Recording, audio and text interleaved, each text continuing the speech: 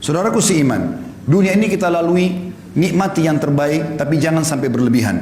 Dan Nabi SAW menjadikan tolok ukur orang itu bahagia bukan karena banyaknya hartanya. Tapi perhatikan kata Nabi SAW apa? Di dalam hadis yang sahih, diriwayatkan Imam Bukhari dalam kitab Adabul Mufrad, "Man asbaha minkum aminan fi sirbi." Siapa yang tiba pagi hari dalam kondisi jiwanya tenang, mu'afan fi jasadi, jasadnya sehat, indahu qutu yaumi, dia punya makanan yang dia bisa makan untuk hari itu, faka'annama hizat lahud dunya, ketahuilah dunia telah dia kuasai. Jadi di sini pola ukurnya adalah bukan hal-hal yang lain. Harta yang kita kumpulkan itu akan menjadi penolong bagi kita di akhirat atau justru menjadi kecelakaan bagi kita. Juga dalam sabda Nabi SAW yang lain, riwayat Imam Ahmad dan juga Ibnu Majah dengan sanad sahih, kata baginda Nabi SAW, "Man kanatid dunya hammahum." Siapa yang dunia menjadi targetnya, tidak ada urusannya sama halal haram, enggak ada urusannya dengan masalah akhirat, farraqallahu alaihi amrah, Allah akan sibukkan dia dengan perkara-perkara, tidak selesai-selesai. Ini enggak selesai, itu enggak selesai, semuanya jadi masalah buat dia. Wa ja'ala faqrahu baina ainai, Allah jadikan kefakiran di depan matanya, biar mobilnya mewah, rumahnya mewah, segala macam ada, tetap dia merasa tidak pernah puas. Walam ya'tihi minad dunya illa ma kutibalah, dan tidak akan sampai kepadanya urusan dunia ini kecuali yang sudah dicatatkan baginya. Wa man kanatil akhirah niyatuhu, siapa yang akhirat menjadi niatnya, targetnya, dunia dia tunggangi untuk ke sana, setiap kali dia membantu orang targetnya untuk akhirat, dia melakukan ketaatan apa saja semuanya untuk akhirat, jama'allahu amrah, Allah akan selesaikan urusan-urusannya. Wa ja'ala ginahu fi qalbihi, dan Allah jadikan kaya di dalam hatinya sehingga selalu dia merasa puas. Wa atathu dunya wa hiya ragima, dan orang seperti ini dunia akan datang mengejarnya dalam kondisi terhina. Dalam pepatah dikatakan, siapa yang kejar akhirat, dunianya akan ikut, dan siapa yang mengejar dunia, akhiratnya akan luput. Saudaraku seiman, Nabi SAW juga mengingatkan kepada kita, yaqulu ibn Adam, dalam hadis sahih riwayat Imam Muslim, anak Adam banyak berkata, mali, mali, hartaku, hartaku, kapan proyekku bisa tembus, kapan aku begini, dari proyek ini ke proyek itu, tanpa memikirkan mana halal haramnya. Wa hallaka ya ibn Adam min malik, apakah kau sadar hai anak Adam, kata Nabi SAW, sesungguhnya hartamu illa ma akalta fa'afnait, sesungguhnya hanya dalam bentuk makanan lalu akan habis. Au labista fa'ablait, atau kau beli pakaian lalu kemudian punah juga. Au tasaddaqta fa'amdait, atau kalau kau cerdas kau akan sedekahkan maka beruntunglah kamu. Ali bin Abi Thalib mengingatkan kepada kita dalam riwayat Bukhari, beliau mengatakan irtahalatid dunya mudbirah, ketahuilah dunia sudah meninggalkan kita, umurnya dunia makin sedikit. Sudah banyak orang sebelum kita meninggal dunia yang jauh lebih hebat daripada kita, lebih banyak idenya, lebih banyak keturunannya, sebagaimana saya katakan tadi. Wartahalatil akhirah muqbilah, dan akhirat sedang menuju kepada kita. Walikulli wahidin minhuma banun, kedua wilayah ini punya anak-anak. Fakunu min abnail akhirah, jadikan diri kalian anak-anak akhirat. Wala takunu min abnaid dunya, dan jangan kalian tinggal menjadi anak-anak dunia. Fa innal yawma amalun wala hisab, karena hari ini di dunia bisa bebas beramal tapi belum ada hisabnya. Wa gadan hisabun bila amal, tapi besok di akhirat akan ada hisab, tidak ada lagi kesempatan untuk beramal.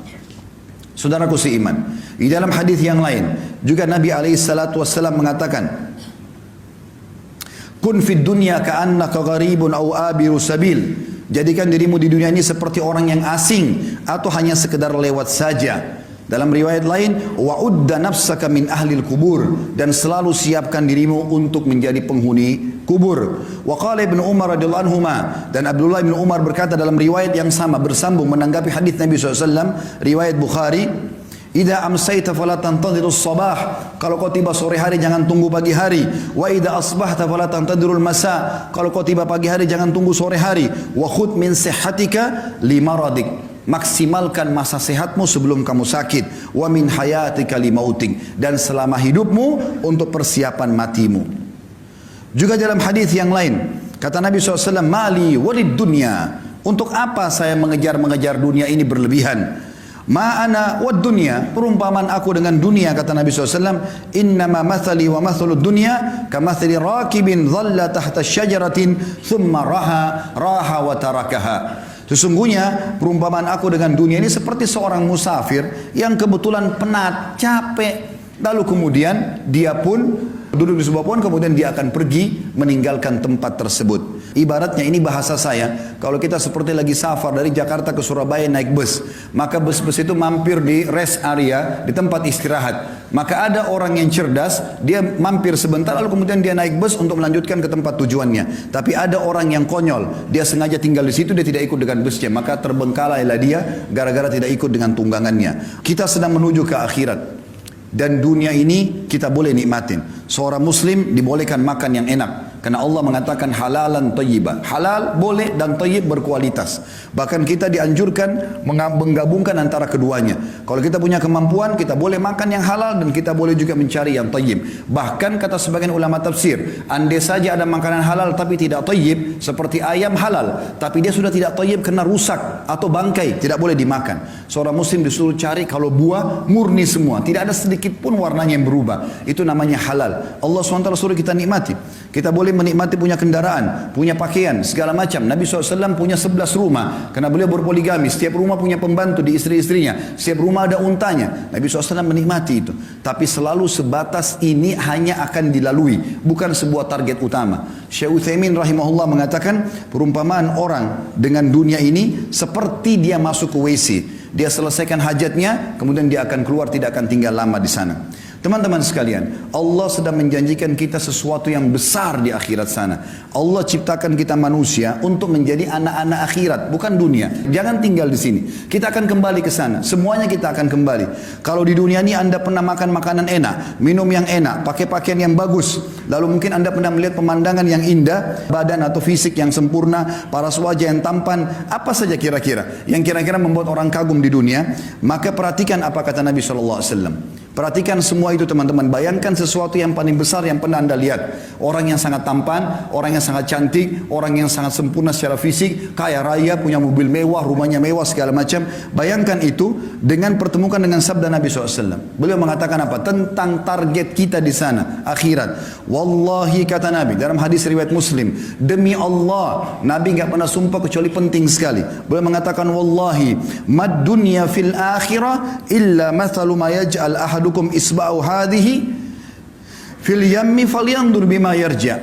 Demi Allah, perumpamaan dunia dibandingkan akhirat hanya seperti seseorang di antara kalian meletakkan jari telunjuknya ke lautan, kemudian diangkat sama dia. Maka lihat apa yang ikut dengan tangannya. Di dalam hadis yang lain, kata Nabi SAW pernah melewati pasar, lalu ada bangkai kambing. Kebetulan kambing ini bangkainya kecil, kambingnya kecil dan jadi bangkai, kemudian kupingnya kecil juga dan agak sobek. Jadi sudah bau, kecil, badannya kurus, telinganya juga sobek. Lalu Nabi SAW pegang kuping kambing itu, bangkai lalu diangkat. Kata Nabi SAW kepada para sahabat, siapa yang mau beli ini? Kata para sahabat, ya Rasulullah, jangankan dia sudah jadi bangkai, hidup saja tidak ada yang mau. Sempat dalam riwayat kata Nabi SAW, siapa yang mau beli ini dengan sedirham? Biaya yang sangat kecil. Kata para sahabat, ya Rasulullah, tidak ada yang mau. Artinya jangankan dia jadi bangkai, hidup pun kalau kecil, kurus, kupingnya robek, nggak ada yang mau. Kata Nabi SAW, siapa yang mau saya kasih gratis? Kata para sahabat, sama ya Rasulullah, tidak ada yang mau. Kata Nabi SAW, perhatikan wasiat beliau ingin sampaikan kepada kita pesan ini. Fawallahi, beliau bersumpah lagi atas nama Allah, lad dunya ahwanu alallahi min hadza alaikum. Hadis sahih riwayat Tirmidzi. Ketahuilah dunia ini di sisi Allah atau apa yang Allah janjikan buat kalian di akhirat nanti, ya, lebih hina daripada bangkai ini. Di dalam hadis yang lain yang mulia juga, kata Nabi SAW kepada seorang sahabat bernama Dahhak ibn Sufyan radhiyallahu anhu. Beliau mengatakan Rasulullah SAW pernah berkata kepadaku, ya Dahhak, wahai Dahhak, ma ta'amuk, apa makananmu? Faqala ya Rasulullah, al-laham wal laban. Aku selalu makan daging dan minum susu ya Rasulullah. Lalu kata Nabi SAW bertanya lagi, qala thumma yasiru ila madha. Kemudian jadi apa itu makanan daging dan susumu? Qala ila ma qad alimta. tentu akan menjadi apa yang sudah anda tahu ya Rasulullah. Karena beliau santun dengan Nabi SAW, beliau tidak mau mengatakan jadi kotoran ya Rasulullah. Beliau mengatakan sudah menjadi apa yang anda tahu ya Rasulullah. Jelas susu menjadi air kencing, maaf, dan juga makanan akan jadi tinja, kotoran. Tapi sahabat ini santun dengan Nabi SAW, mengatakan ya Rasulullah, terjadi seperti apa yang anda tahu. Maka qala, beliau pun bersabda sallallahu alaihi wasallam, hadis ini sahih riwayat Imam Ahmad, ketahuilah bahwasanya Allah Subhanahu wa taala menjadikan perumpamaan dunia ini bagi anak Adam seperti kotoran yang keluar dari tubuhnya dari makanan tersebut. Oleh karena itu teman-teman sekalian, bertaubatlah bagi orang yang berbuat dosa. Umur kita terbatas, jangan sia-siakan. Cukup yang lalu-lalu. Berapa kali anda dengarkan khutbah Jumat, ceramah, jangan, tidak boleh, haram, kerjakan ini, tapi masuk telinga kanan, keluar telinga kiri. Sampai kapan? Apakah anda tunggu malaikat maut mencabut ruh anda baru anda mau sadar? Apakah nanti pada saat sudah masuk kuburan digiring baru kemudian kita taubat? Ini keliru semuanya.